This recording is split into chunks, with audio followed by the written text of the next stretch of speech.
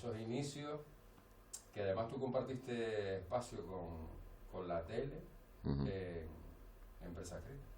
Sí, en el diario AS compartimos redacción ahí en la calle Cochabamba. Yo recuerdo aquello como, bueno, yo estuve haciendo prácticas en el diario AS, hice prácticas 4 años, y la redacción del diario AS era compartida con la de deportes de Televisión Canaria, que estaba justo en el piso inferior. Y bueno, yo recuerdo las fiestas que montábamos allí, eran tremendas, periódicos por todas partes, todos siguiendo las retransmisiones, las escandaleras cada vez que había una retransmisión, un sarao, ahí estábamos nosotros dispuestos a elevar los decibelios de la sala.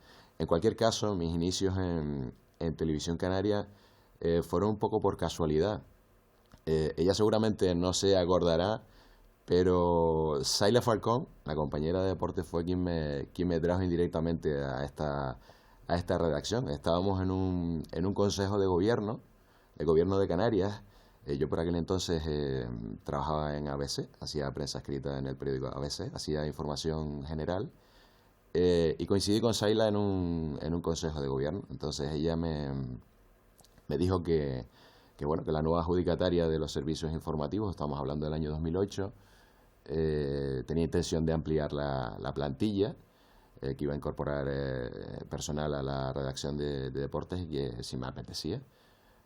Yo, lógicamente, la opción de trabajar en la tele me pareció muy atractiva, a pesar de que yo no tenía experiencia, no ya solo en televisión, sino en el mundo audiovisual, porque mi formación había sido exclusivamente en prensa escrita. Entonces, bueno, le dije que sí, que me apetecía mucho.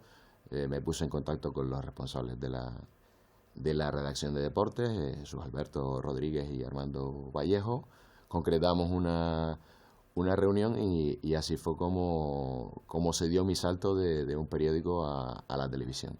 Pero el caso es que tú tenías una ventaja, tú tenías un comodín, que era que en la etapa anterior por lo menos conocías a todo el mundo. O sea, es decir, aunque no hubieras trabajado en el sector audiovisual, pues por esa etapa en la que se compartía redacción, pues ya conocías a la gente, a los cámaras y tal. Imagino que eso te ayudó. Sí, me ayudó muchísimo. De hecho, yo creo que ese es uno de los motivos por el que estoy aquí. Fueron, como decía antes, 4 años haciendo prácticas en el diario AS. Creo que empecé en el año 2002 o 2003. Disculpa, Álvaro. Sí. Cuando decimos prácticas en el diario AS, sí, para que entonces lo sepa, es que el diario AS, y empieza por ahí, estaba a 1,5 metros. Sí, o sea, éramos una misma redacción en realidad. O sea, nosotros teníamos 2 ordenadores que estaban conectados por satélite con Madrid. Nos dábamos la vuelta y éramos Televisión Canaria. Entonces, bueno, en realidad éramos compañeros. Y bueno, fueron mis inicios en realidad en una redacción. Fue donde conocí a José Luis Perdomo, donde conocí a Rodrigo Perezcano, a Miguel Quintana, a periodistas que para mí eran referentes en el oficio.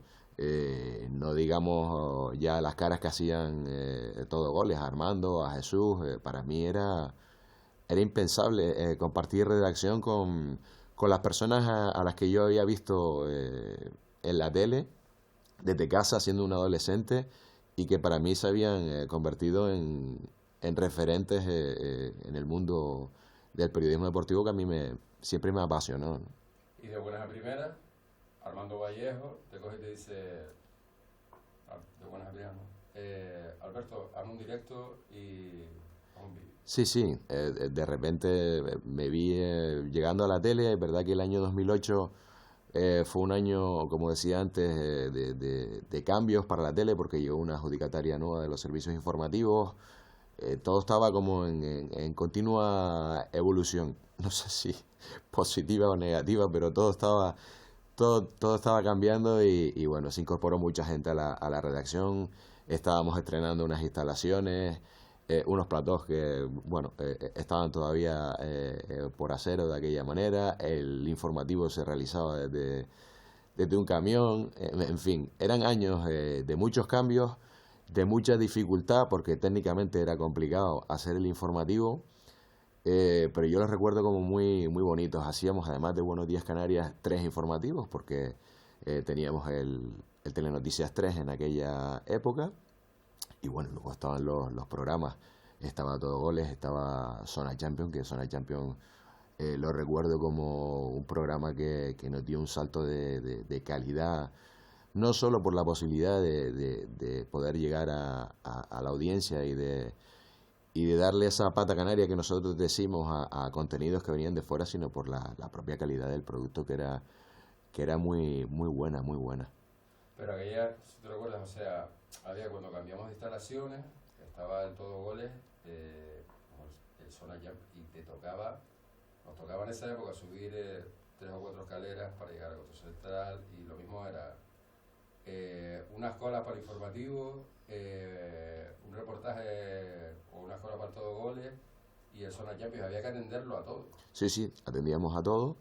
Trabajábamos mucho, pero yo creo que disfrutábamos muchísimo también. Y yo creo que eso es la clave de todo, de una redacción sana, viva, porque yo creo que al final la redacción de deportes, si algo ha tenido, es que ha tirado al resto de la redacción a nivel anímico, a nivel emocional. Los grandes saraos en la tele creo que han salido de la redacción de deportes.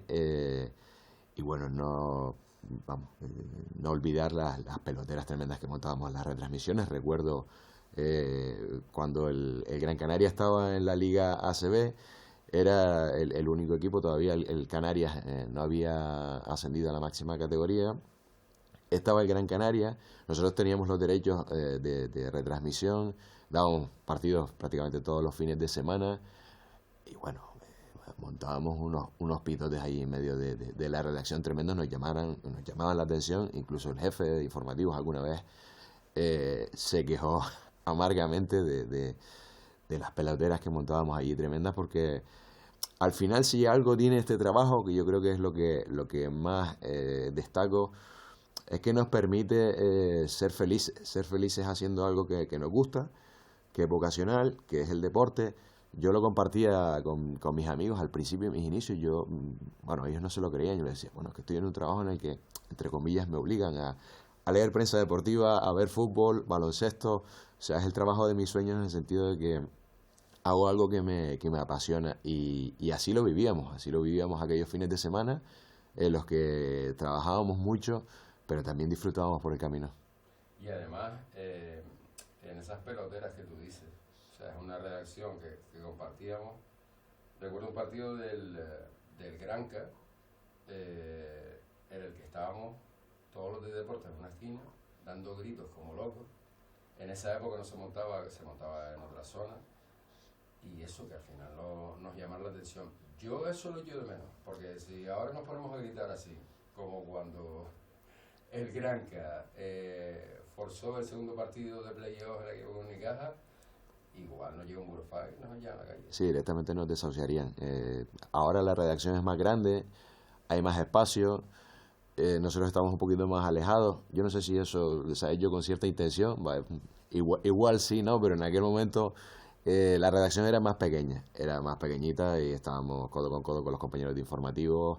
Los ruidos cuando alguien iba a locutar se colaban, y bueno, no solo en el baloncesto. Yo recuerdo algún partido ya dando la Champions, en el que algún compañero celebrando un gol del Barça, no voy a decir el nombre del compañero, pero llegó a correr por encima de las mesas. Entonces esas locuras la vivimos, y bueno, yo las disfruté mucho y las recuerdo con mucho cariño, y bueno, y creo que es lo que hay que seguir manteniendo, ¿no? Creo que es la base de una familia sana, porque al final somos personas que compartimos mucho tiempo juntos en el día a día, y bueno, más allá de picos de estrés que vivimos, que sufrimos en nuestras tareas, nuestras responsabilidades personales de cada uno, al final yo acabo la jornada y digo, bueno, se me han pasado 8 horas, volando y ni me he dado cuenta, porque he disfrutado, porque disfrutamos de las tertulias que montamos en la redacción también, que esa es otra, que esa es importante, y yo creo que eso es lo que nos da vidilla en el día a día. Sí, además las tertulias en las que nos mandan a callar porque levantamos la voz y podemos decir, estar los de deporte haciendo nada. Germán, pon el cachito ese que hay por ahí en la escuela de Alberto Rivero. Resulta ser que usted al principio se va a hacer, no sé si un in situ, un directo, y era la ARC. La ARC que es una cuestión que cada vez todos decimos, ya va a volver a la ARC, ya pasó un año. Y hablamos de los dinghies y de lo que eran los dinghies y la ARC. Sí, yo creo que nuestro calendario no funciona con meses del año al uso, sino con los eventos deportivos. Y el mes de noviembre es el mes de la ARC. Esa fue una de mis primeras coberturas que me mandó a cubrir José Luis Perdomo. Yo la verdad que al principio estaba muy perdido, porque además coincidió con una época en la que estábamos cambiando también los métodos de edición, ¿no? Antes se editaba el corte, luego llegó a la edición lineal, y a mí esa transición me destrozó por completo. Yo venía sin experiencia en televisión, no sabía montar, yo no sabía dónde estaba. Pero bueno, yo le ponía mucha ilusión, le ponía corazón, y bueno, José Luis Perdomo me mandó a esa cobertura de los dinghies.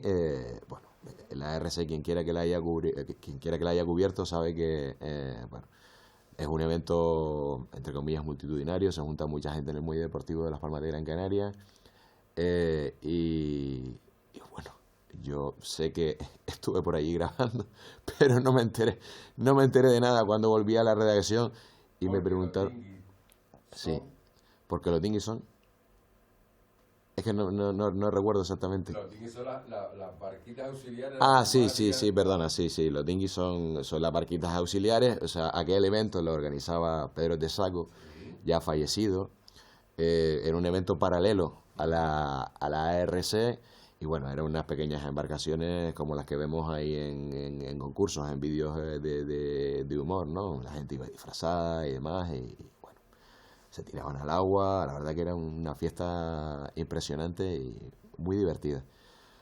Pero bueno, yo volví a la tele y por lo que me contó mi jefe después, no me enteré mucho de qué fue la película. Bueno, los inicios son duros siempre cuando uno está empezando, pero bueno, todas esas dificultades que tuvimos al principio, al final las fuimos supliendo, fuimos avanzando, fuimos creciendo, mejorando, aprendiendo a hacer cosas, como decía antes, fijándonos en los referentes, en personas que te iban aportando detallitos para tú incorporar a tu background, y que al final son los que te permiten crecer, ¿no? Bueno, tampoco te vas a escapar de la pregunta por Pablo Vitale. Pues, bueno, Pablo, poco más puedo añadir yo que no se haya dicho ya. Pablo era un grandísimo compañero, eh, además de un magnífico realizador. Pues, su pérdida pues, nos ha dejado pues, una herida que yo creo que no ha cicatrizado aún todavía, está abierta. Y bueno, yo lamento mucho que no esté, porque no, Pablo era una de esas personas que te hacían más fácil el día a día. Yo lo que recuerdo de Pablo era especialmente su sarcasmo y su humor, cómo tenía esa capacidad para estar ahí metiendo el dedo en la llaga continuamente, y bueno, recordando aquellos errores que tú creías que estaban olvidados, pero que él tenía presente. Era como una gran, entre comillas, hemeroteca del mal. O sea, él sabía siempre dónde había fallado. De hecho, a veces guardaba ese material que luego aparecía en las tomas falsas en el vídeo de Navidad, de final de año. Y bueno, son una de esas personas que dejan huella. Lamentablemente ya no está con nosotros. Nosotros tratamos de acompañarle en su proceso, pero bueno, le vamos a recordar siempre como un gran compañero y como una persona que estuvo presente en nuestras vidas.